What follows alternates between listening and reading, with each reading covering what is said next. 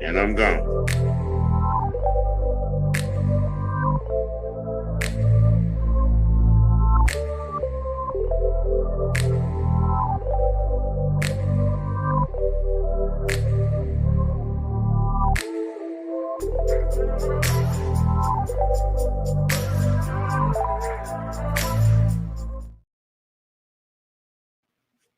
What it do? What it be? How you doing? It Monday. Post training camp blues, clues, new news. What's happening in Mad Monday with the OG ski? What's good with everybody? Got a couple of topics we can get into with.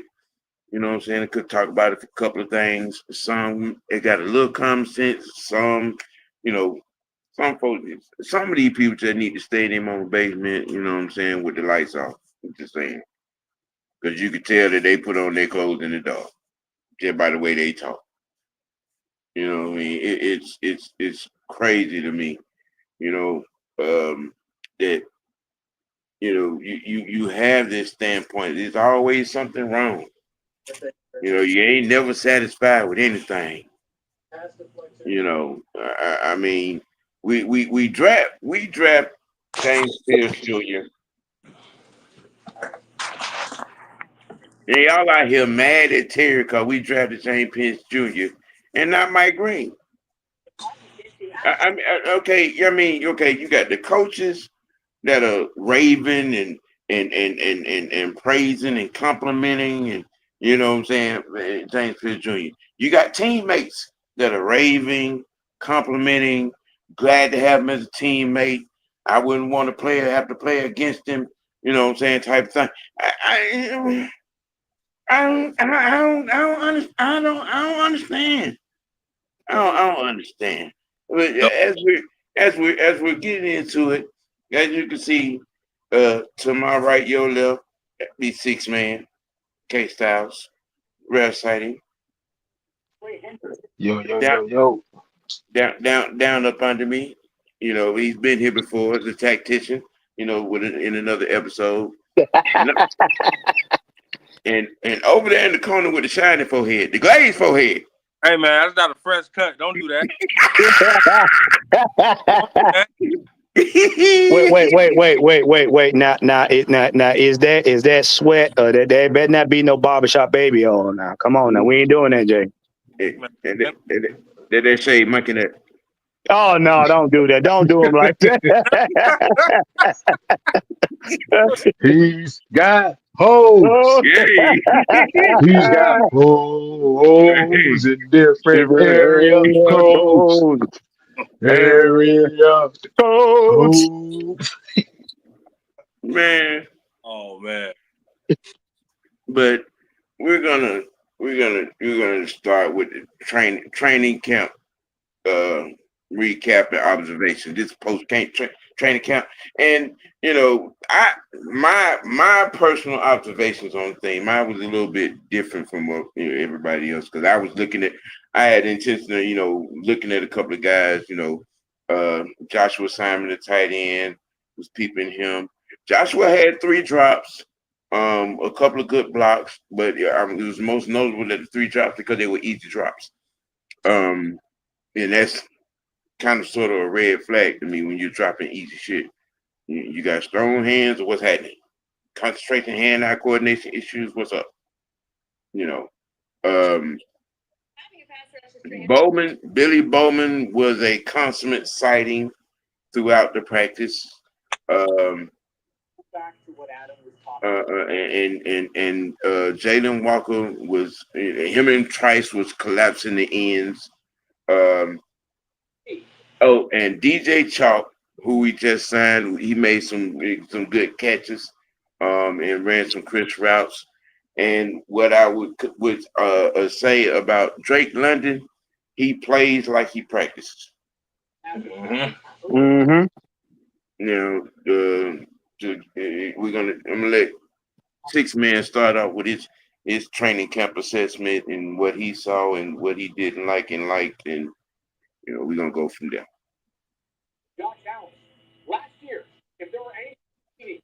Well, appreciate you asking, OG, but pretty much what my take is, because like I said, we got the originators coming on after here, so I'm gonna give Right. a quick brief of what I saw.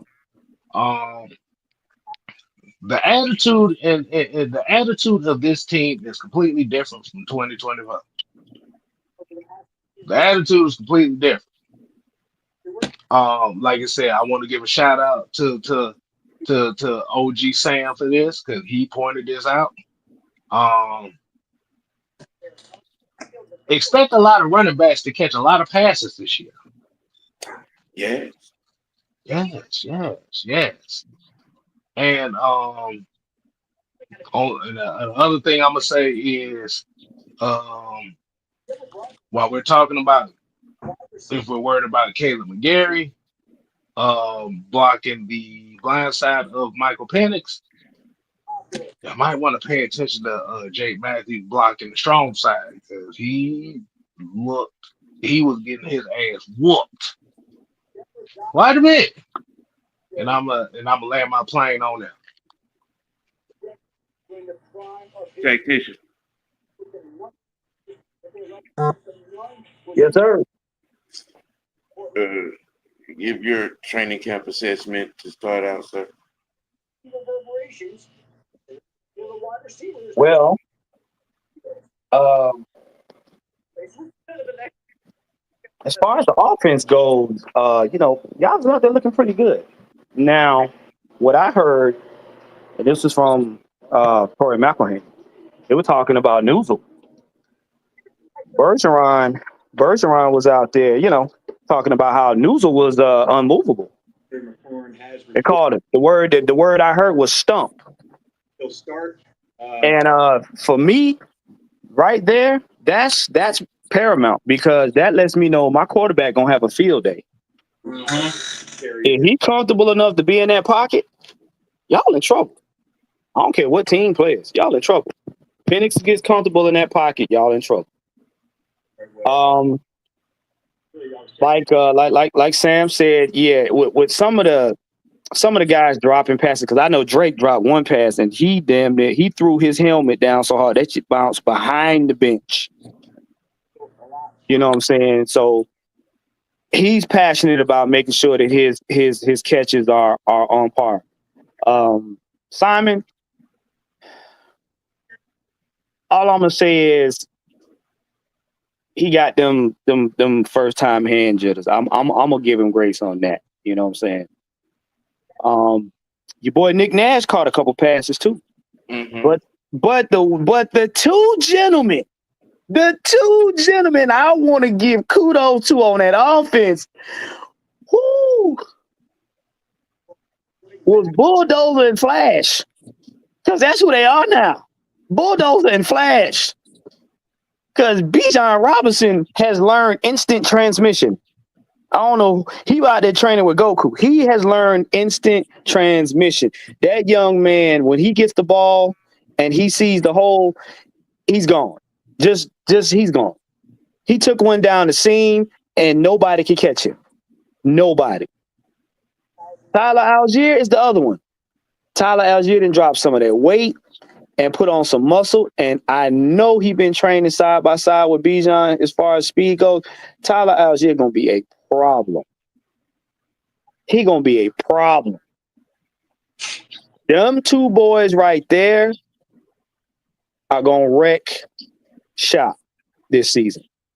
They gonna wreck shop. Now, the other half, defense. All I'm gonna say is Braylon Trice, that boy's a menace. Braylon Trice, he took down Kirk. That boy's a menace.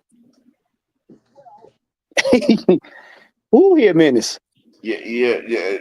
Trice and Walker were giving Jake the business All day long. They were giving Jake the business. Now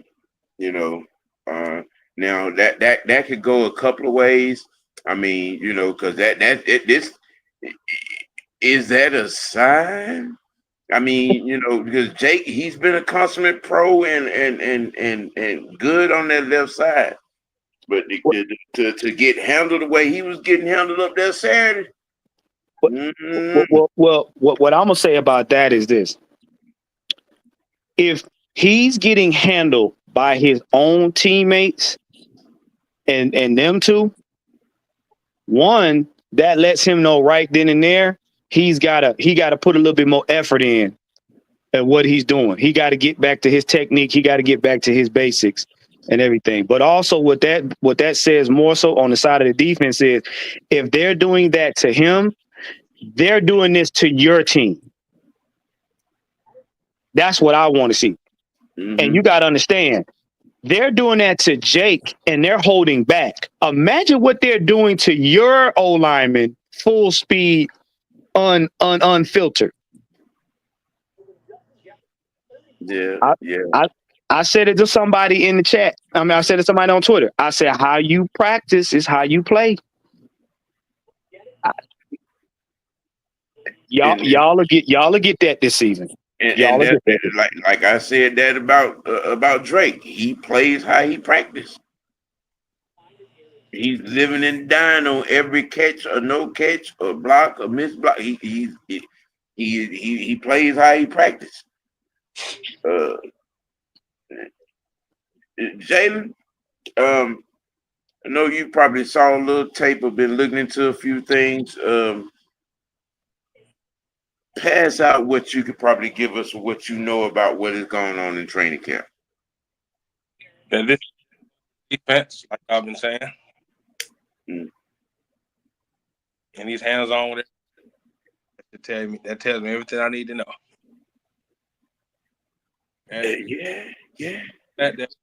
And the fact that you had Bergeron and James, Pierce getting into it. That's what we tired of being soft, man. I'm tired of this team. I think James Pierce got into it with everybody. It lets you know we tired. I mean, from what I'm hearing, James Pierce got into it, and then Leonard Floyd. They gonna have him lean on Leonard Floyd because they were saying Leonard Floyd was going full speed too, but it said Ulbrich said Leonard Floyd is more. He understands to be violent, but not to go past the line. So I would see them pairing him up with JPJ. Like, all right, bro, you a raging bull without the control.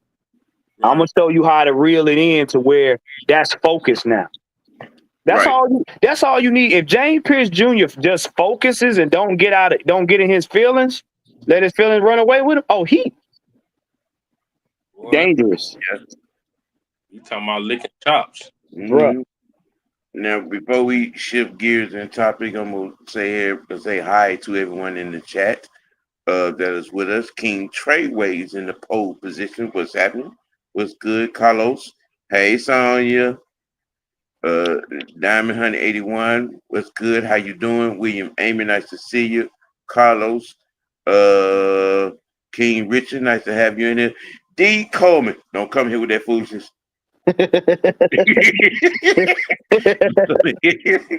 Oh man. Hey Juan. Yo. And there's something else you say in the camp too? Oh yeah. I'm trying to wait the OG. I know where you're going. I'm trying to wait the OG get there. Look, we gonna leave the little girls where they are. Yeah. Okay. Yeah. Let me see. Oh yeah. Oh boy. This. Yeah. Oh. Yes. I already heard. This is y'all. I know you all those who are watching. Hey, you 13 people behind the eyeball. You know what I'm saying? Hit that like button for me. Hit that like button for me. See, this is what I talk it. Where y'all know y'all done heard me say, don't hit sin. And they do it. Never failed. and you give us stuff like this. Oh man. You mad at the drafting of James Pierce Jr. Again, like I started out, the coaches are raving about him. His teammates are raving about him. You know, certain analysts and on some of the, you know what I'm saying, on the big wig, you know, networks and some of the bigger podcasts are raving about him. Yeah. But you won't tear it. You see, this is that imaginary hot seat that they got. Because, you know, just because we could have had Mike Green at 44. Well, I'm not hearing a whole lot coming out of Baltimore about Mike Green. I mean, you know, it's like that. But from what I'm hearing, when I read the room on James Pierce Jr. I'm sorry, it's a whole nother song. It's a whole nother symphony. Yep. Now, K-Styles, I'll let you give your synopsis because you had a very interesting take talking to, you know, about this particular area right here.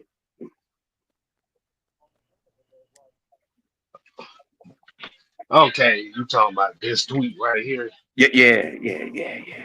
I tell that motherfucker sit his stupid ass down. That's all I gotta say. Yeah. Um, this is one of those cases where the big name Mm-hmm. to certain guys is more important than what the big name is more important than the production of the guy. Yeah. Now I understand why they went with a JPJ over Mike Green, because if you really look at Mike Green, and because this is the thing that I do when it comes to guys that's coming out the draft, I don't look at just highlights of all their best plays. You got to look at Mike Green versus whatever team, JPJ versus whatever team. Yep. And yes, Mike Green is one of the more disruptive pass rushers in this draft. But what Terry Fondo's looking for, they're looking for a guy who can disrupt the pass and play against the run. And Mike Green, unfortunately, is one of those guys who is weak against the run. Especially from what I saw. Now, Juan. Yes. Do you think that this is because I feel like this is more of disrespect to Ted Fontenot's scouting ability because his name carried weight in the scouting community. Yeah. Do you think that this is just blatant disrespect to his ability to scout players? What we have here is a case of powdered Cheerios being inhaled through the nostrils, aka stop sniffing cereal. Mm-hmm. Because number one, and I'm gonna give you a background. We picked James Pierce Jr. in a double up with Walker, right, and pissed off a whole franchise that wanted him. Okay, pay close attention. We pissed off the Phillies, a whole franchise, by getting JPJ. Number two, like Kev says, Kev likes to look at games. I look at player mechanics. Mike Green is what I call he's a left hook. JPJ is a left hook, a right cross, and an uppercut. Here's why. Mike Green's like a little bulldozer. You'll get that bulldoze in action. But like Kev said, he's weak against the run, which means that a lot of his techniques don't bode well for running backs. Okay. JPJ not only will bulldoze you, but he's got body length, which means that's leverage. And if you ever wrestled somebody that's got leverage and strength, you lose 10 out of 10.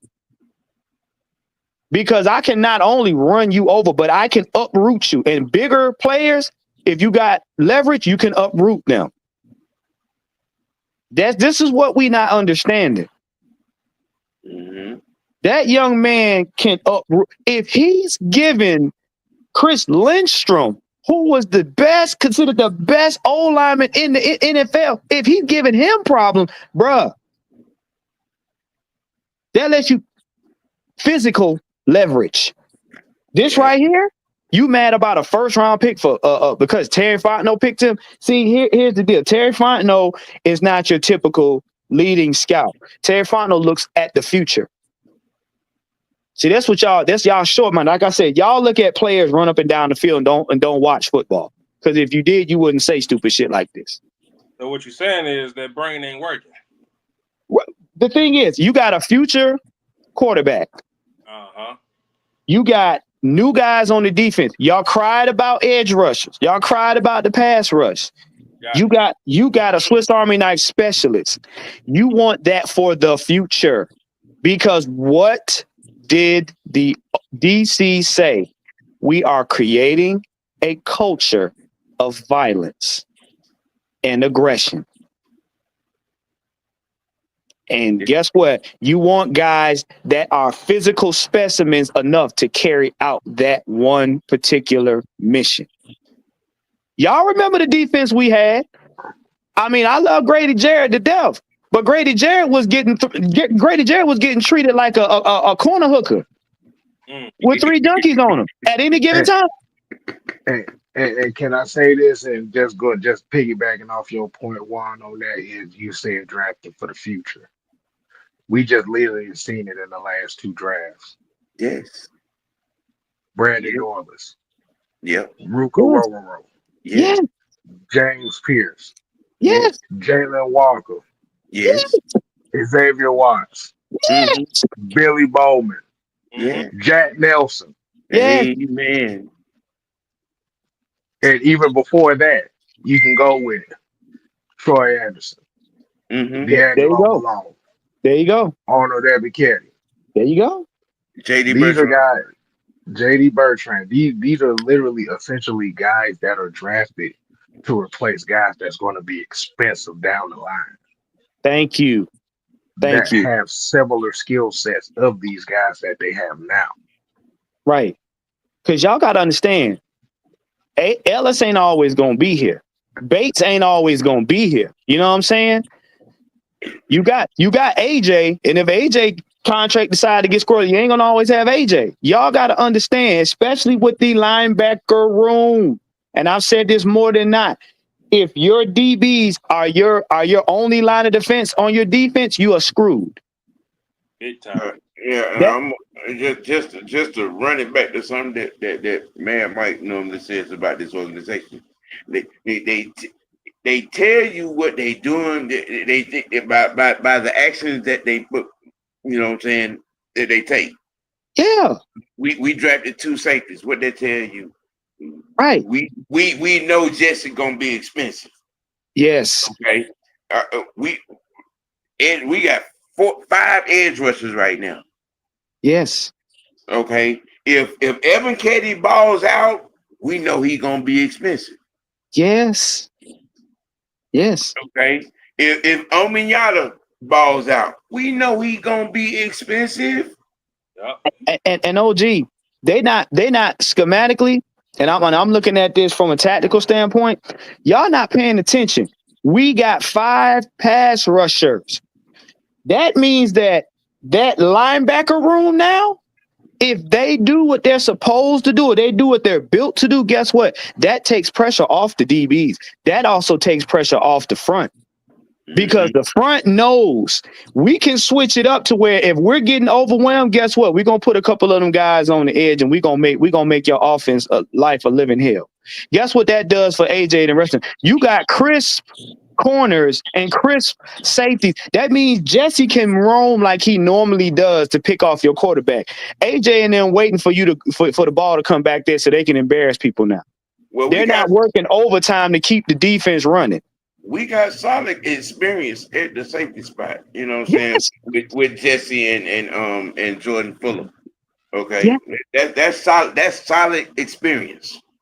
All right. And if I'm not mistaken, I think that both of them have been to a Super Bowl. I Yeah, think. Yeah, yeah. yeah. So, you know what I'm saying? They, So yeah. Jordan Fuller was with the Rams in that when they Super won Bowl, it, and Jesse Bates was with the Bengals when they went in to the that Super Super Bowl. Bowl. Yeah, Yeah. Yeah. yeah, yeah. You see what I'm saying? Yeah. Yeah. So guess what? There's not going to be a whole lot of scrambling around people in the backfield trying to figure out their job. What you're going to see now is you're going to see a defense where each player knows the other player's assignment. That's scary Mm-hmm. because now they work as one. Now they work as a one unit. So their whole intention is to punish your team. And this is why we talk about we're not going for popularity over production. Oh. When your DC come out and say, no, the culture of this team is going to be violence. We're going to be focused. We're going to be violent. We're going to be aggressive. Bro, that Oh, right there, that right there means they not trying to get nobody that wants the limelight right now. You know, you either want the assignment or you want a seat. Now, hold on, Jay. Let me ask you this question here, and I'm gonna get back to Sam. So, do you believe? And then this is my thought on this. It's almost like they're grooming Jeff Ulbrich to be the next head coach, Ooh, just in case. ooh. What do you think? And way he what I seen in it when I was watching him mic'd up, and the way he putting his hands on the defense and all the yeah. Mm, Unless that Chicklets better get his it together or he out the door. uh, mm, mm, um, And a see lot now, mm. see since K Style just pulled his Howard Cosell, Shut the hell up, Sam.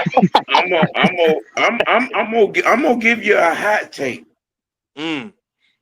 because the way I saw some things with him, the way he was moving around in some of those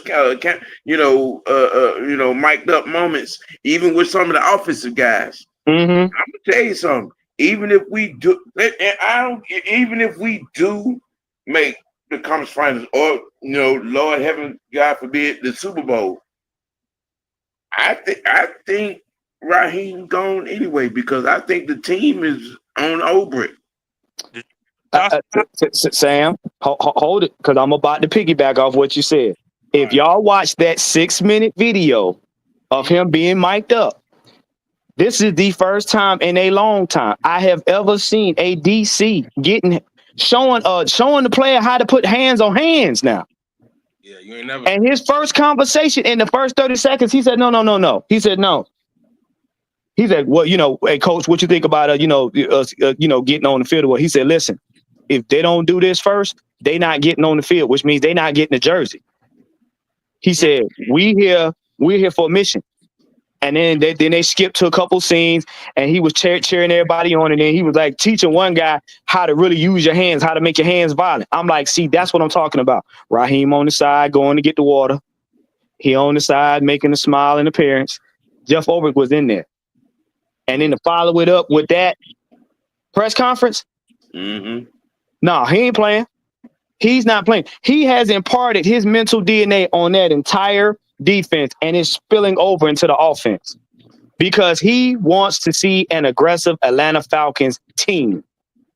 Not just the defense, not just special teams, not just offense. He wants the whole damn team to be aggressive. So what you're telling me is that Raheem has become the figurehead, Yes. but Jeff Ulbrich has become the embodiment of what this team needs to be. Yes, because Jeff Ulbrich has done 3 things. He has now made Jerry Gray's job a lot easier. Number 2, this man single-handedly has set the identity and the culture of the team in one press conference and then went out on the field and said, I'm going to show you how I'm going to do it. That ain't badass to you? He ain't stutter. He ain't mumble his words. He ain't supposed. He said we're gonna do A, B, C, and D. And the one thing that stuck out to me was he said, even though you see a lot of these players from year 2, this defense is in year 1. Yep. Yeah. Yeah. So he basically he embodies the team. Raheem just stand up there and do them press conferences. I got this back here. Homer Simpson, your ass has been told to go sit your ass over there and you stay the fuck out the way. Hey, Donuts. hey, Juan. Yo. You know what I thought about? What? He wants to win a Super Bowl. That's in his right now. This man can't. Wait a minute. What's the oldest saying in NFL history? Defense does what? Win championships. Oh, okay. All right. D. Coleman, stupid. D. Coleman said Saturday Falcons training camp. Raheem Morris kept the Gatorade brisk, 36 degrees for the flavor of the Arctic Rush. Yeah. Hey, what was? Yeah. What Bro, I didn't see that. He was a spectator. Zach was over there handling the offense. Jeff was over there manhandling the defense. And I mean, look, y'all got to understand. Okay, y'all do know linebackers are a special kind of people. Yes, they are. They are. Okay, you know, and I was listening to Albright talk, you know, on that field. You know, he got hood tendencies in his voice. Look, for a man to sit up there and say, he went, look. He went back and was like, no, that ain't how you do it. Do it again. Yeah, because he was telling the guys how to lift up the horses. He said, no, that ain't how you do. He said, no, you gonna get run over. He said, do it again. Get a little bit lower. Do it. Boom. Yeah, that's how you do it. Boom. Yeah, that's just like that. Do it like that. I'm like, yeah, Raheem out there like chiclet anybody? Orbit scout. See, the crazy part about it is it was so wild out there. Mm-hmm. I forgot Raheem Morris was even the head coach of the team out there. Kel. I'm gonna tell you no damn lie. Outside of a couple of speeches that he had out, it didn't stay. Like I said, Jeff Olbrich, like I said, Zach Robinson, like you said, they as far as the coaching spot, it kind of stood out to me. I'm just saying. Like you said, that's why I asked the question. Like that's why you really have to look at it like this. Like you said, Raheem did also say in himself, he said he does not specialize really in anything. Yeah, I'm gonna tell you something. But he said he doesn't specialize in defense like that. As far as like I said, I got to get that quote. Like I said, it's a quote that went out there where he said something like that. I'm just paraphrasing it. Mm-hmm. But I'll just be honest with you. Like I said, it was so crazy out there, and I don't think anybody really even gave a damn if Raheem was out there because I ain't hear not one person say anything about Raheem's name. Really didn't. See, I'm gonna tell you something. We're about to witness, and I'm gonna paraphrase. I want y'all to pay attention. What we're witnessing right now is what we had way back in the 90s when Terrence Mathis and them was playing, because Jeff Olbrich is going to command such a presence in the locker room with them guys that they're gonna be like, oh shit, we got to play our best because coach gonna tear me a new one if I come out on this field slacking. They're gonna have that. They're gonna have a healthy fear. Like, yeah, we gonna cut. If you're gonna play, you better play. Cause we ain't worried about Raheem. Olbrich gonna get in your ass. And that's what you want. You want that healthy fear of a coach. Like, bruh, like Mike's look, he used to be getting in their ass. Terrence to tell you.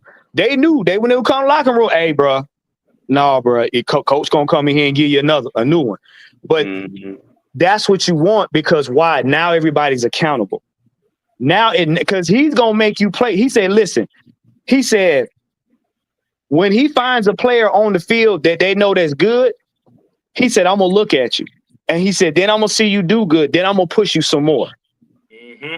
I'm gonna push you a little bit more. That means if I know you violent, I'm gonna make you focused and violent. Now I know I got a weapon. Because now you're gonna go out there and you're gonna carry me with you. That's dangerous. That's what wins championships, because guess what? Now you want to punish teams. He said, we're not waiting for them to come and hit us. We're gonna go out there and do the punching. Well, speaking of dangerous, we had some things to go on in the desert. Oh boy. And see, there's a couple of perspectives in this right there, as y'all can see on the screen. You know, we shifting the gears again. Oh.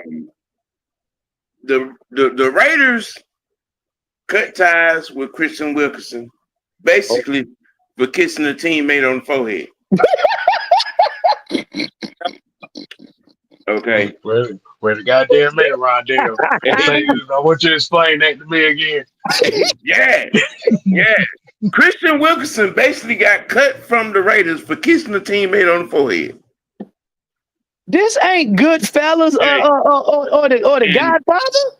And you know, as we can see, we got the same idiot, you know, as the author of this tweet. AKA, what'd you say? This is the sit your goofy ass down. Yes. Oh man. I mean, okay, all right.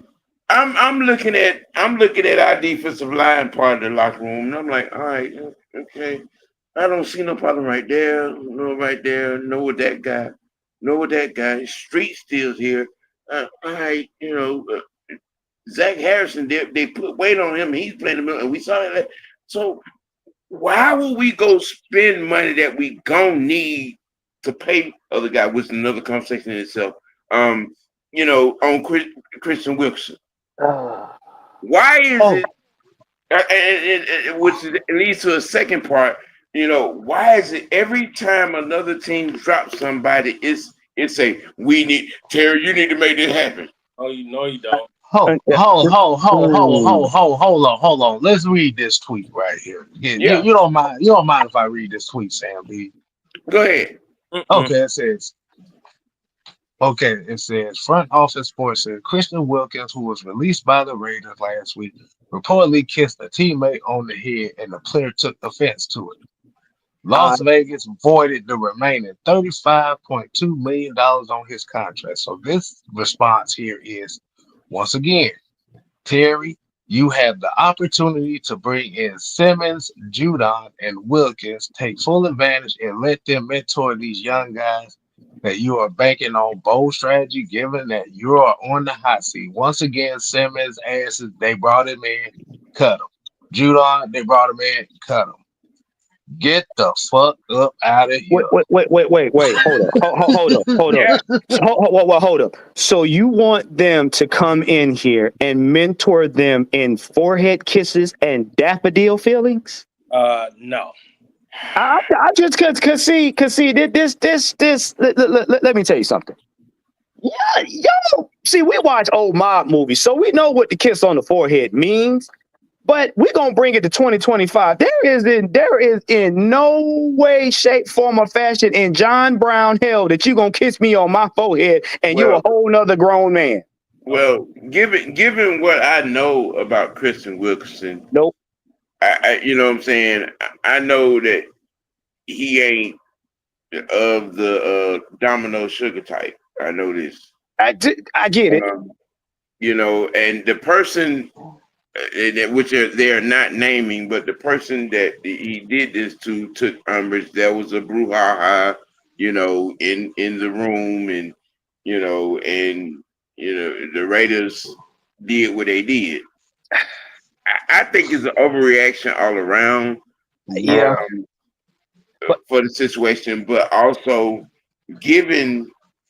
Okay, we're talking about a guy who just got a $35 million nullified. And you talking about trying to bring this guy in here, and you're gonna have to give him at least 15 to 16. Mm-hmm. He's not taking no less than that. Nope. Okay. Can I explain this right quick? Yes, sir. Let's see. You got Brandon Dorless, Mm-hmm. Ruka Roro, who you drafted last year. You have David Onyemata, who you brought back, who was productive, right? Mm-hmm. You got a Zach Harrison, who you are expecting to kind of be that DTDN side of type of player. You got Lakel London, you are expecting, since he done bulked up to about 340, you were expecting him to be more so of a role player in this defense, right? Mm-hmm. If you got a lot of young players on this defensive line, how the fuck are you gonna think that? How are you gonna play these guys? And you bring in another guy who is pretty much baggage from another team. But wait, now there's more. This is the problem. This is one of the biggest issues that I have with a lot of people who are more so concerned about big names than big production from the players on the team. Dude, you have young players. You got to see what these guys are. And like you said, we got to get away from this. Okay, every big name that comes up in free agency, we got to get them. Like he said, he said in the tweet, Justin Simmons and Judon. We tried that. Right. Them motherfuckers ain't on the team no more. Right. For a reason. But first off, we still paying for a quarterback that we don't know what we gonna do with this man going forward. Yeah. We ain't concrete. We just muddy in the waters. You like Kev said, you got young players, bruh. He may not fit this team. That's the biggest thing. Everybody talking about money. Everybody talking about it. Bruh, he may not fit this team. Just because the name look flashy don't mean it fit. Let me ask you something. Let me ask y'all something, since y'all want to be geniuses and everything. Just because you put a Mercedes emblem on a car, does it make it a Mercedes? I'm gonna say it again for y'all in the back that's sipping Yoo-hoo. If you put a Mercedes emblem on any other car, is it a Mercedes? So stop trying to make people Falcons that may not fit this Falcon team. Like, come on. See, I keep saying this to Sam, and I'm gonna say it to y'all. Some of y'all in this fan base want this team to resemble the 1985 Tecmo Bowl Falcons. That's what y'all want. Y'all want a bunch of pretty, no winning game having ass players on this team. And don't forget, now since your boy got released in Pittsburgh, everybody say, well, Terry, come on and bring it back to Atlanta. For what? Fuck that. Nope. Wait, whoa. I want you to repeat that one more time for me.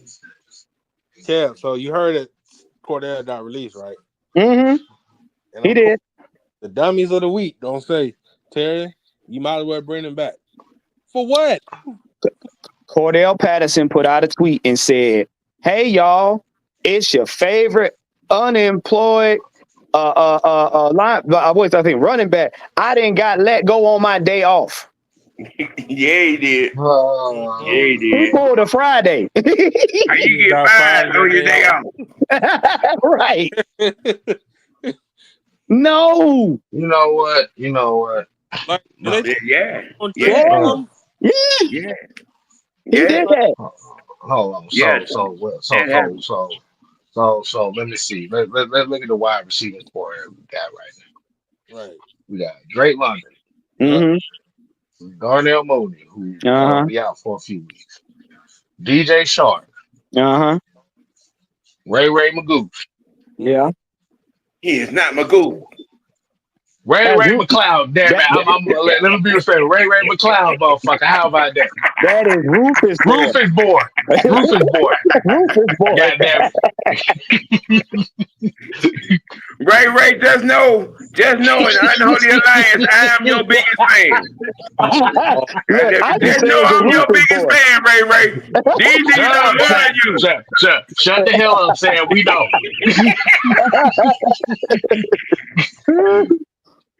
Well. According to reports, Kyle Pitts is going to be in this wide receiver room too. Ooh, So, ooh. And then let's look at that. So let's look at this running back room. We got Bijan Robinson, who basically does everything. We got Tyler Algier. They're pretty much going to be running 2 running backs off. What the hell room is Cordero Patterson going to fit on this team? In the stands. In the damn stands where he needs to be. In the stands. We got because they've already young ball the practice squad, and we signed Nathan Carter as an undrafted free agent. I mean, I'm just saying. But the thing about it too is they've already established the fact that Cordero Hodge is going to be a bigger part of this offense this year too. He's earned it. That man has earned it. He's earned it. That touchdown was life changing. Touchdown was life. Which one? The overtime killer or the one on special teams? I mean, he did a whole lot last year. He did everything. He did everything, but he that was life changing. He was Mega Man. He was Mega Man for this team last year. Yep. Not Mega Man. Yes. Oh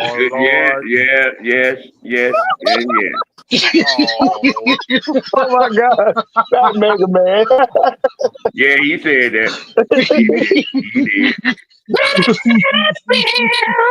He did.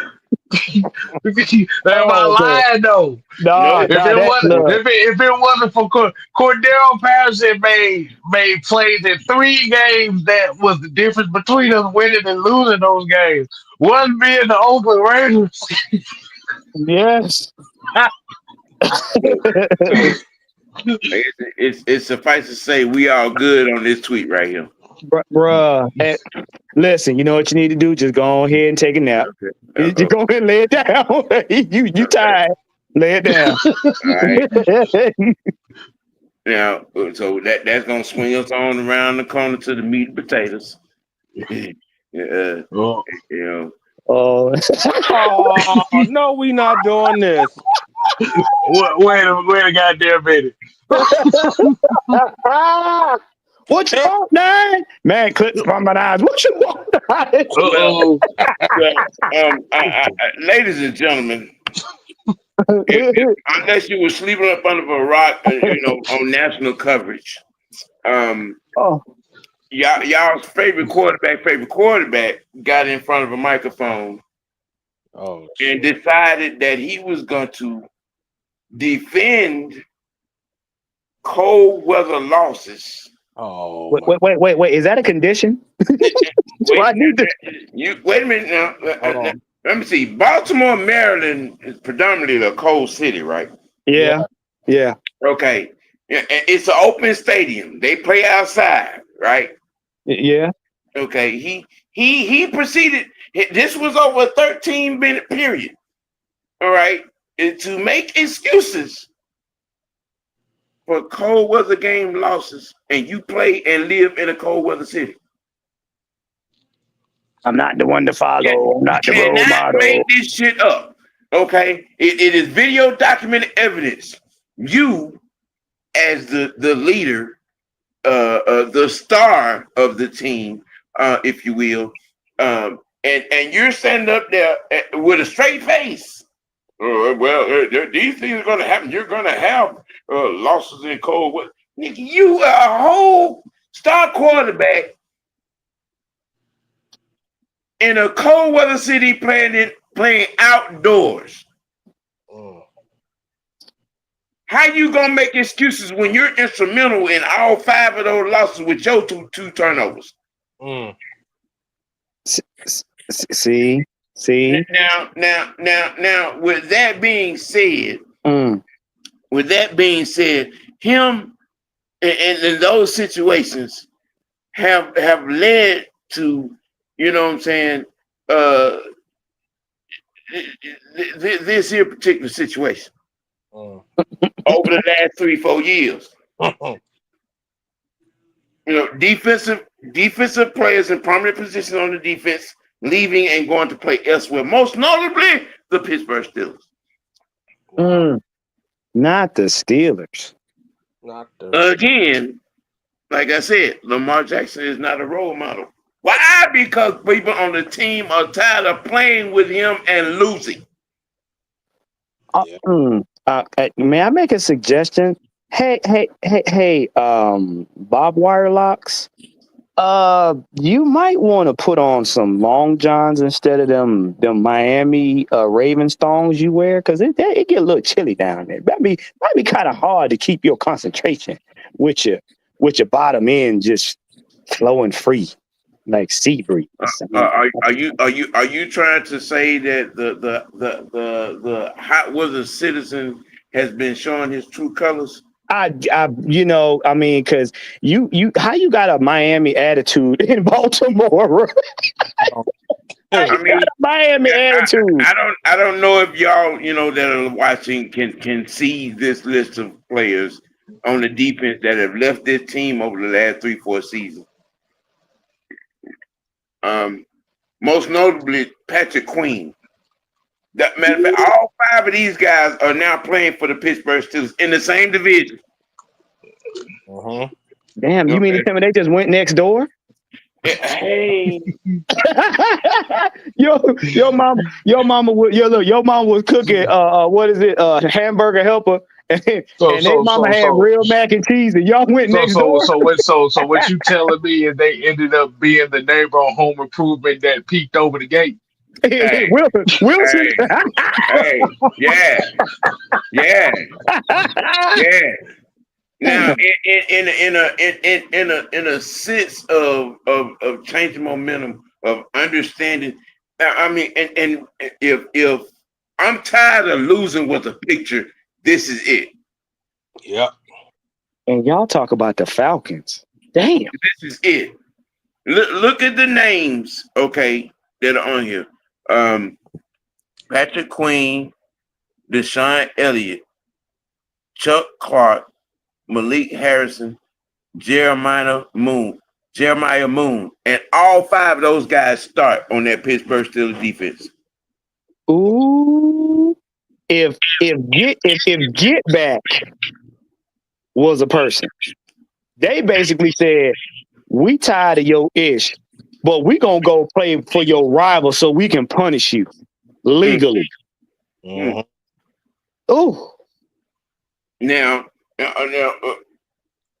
just Afro mentioned, not defensively but offensively, which Baltimore swept up under the rug. Mark Andrews won it out. Yep. This year, won it out. Okay, they swept that shit up under the rug. Yeah. All right, bro. And then he had that tweet, that interview quote. He was talking about, man, I'm 28 years old. I'm just getting started. Nick, what the hell you been doing for the last 8 years? Wait, hold up. Let me put this into perspective. What he's saying. This man said, I'm 28 years old and I'm just getting started, when you got a rookie by the name of Jaden Daniels that damn near went all the way in his rookie season. Well, he must have been smoking that good shit in Florida, boy. It's all the way now. All the way. Ain't no doggone way. I ain't never heard no quarterback say that. And I've said this. Lamar is at the point of his career where now you got to deal with these hungry young bucks that got youth, that got talent, ain't nothing but time. Yeah. That's what you got to deal with now. You ain't with these old quarterbacks, the old heads that didn't decide to retire and everything like that. You got these young bucks on your heels. And it only take one of them to be hungry enough and lucky enough to get to the Super Bowl and win it. And it's a wrap. You already got your own people saying you ain't got no excuse. You got the media saying you ain't got no excuse. And now you got people going next door. Boy. Now, D Coleman, he was doing that in last off season. Yeah. But you have to remember now who we're talking about. I mean, you could be Joe Montana in the regular season, but you get to the postseason and you Ryan Leaf. Ooh. Oh yeah, yeah. Don't act brand new. Yeah, I am extremely disrespectful with the fuckery. Man said Ryan Lee. Cause since 2020, okay, all y'all who idolize this motherfucker, okay, and everybody in their mom was crying. He needs some help. Let me tell you something. When you got a top 8 tight end in Mark Andrews, okay, and you have a top 2, 3 running game, all right, and a top 10, top 5, and in some cases over the last 8 years, top 1, 2, or 3 defense. Yeah. But you can't get to the goddamn big dance because your quarterback fucks you over every time in the fourth quarter, which is the fucking denominator. Mm. Come on, man. Come on now. And newsflash. And newsflash now, the media has begun to turn their back because I've heard from the media that this young man right here, Jaden Daniels, they say Jaden Daniels is not Lamar-esque. He's the next Lamar, meaning that they considering him the standard now. So, First of all, Jaden Daniels actually throws the ball to his receivers. I have no argument. I have no argument. Okay. And if we're being true to form in that game, and I said it, and he said it himself. The pressure was tight. He was on the big stage in that game against Philly, and it was what it was. Yeah. Yeah. That boy D Coleman ain't shit. He talking about the Lamar Jackson the corner for the Falcons.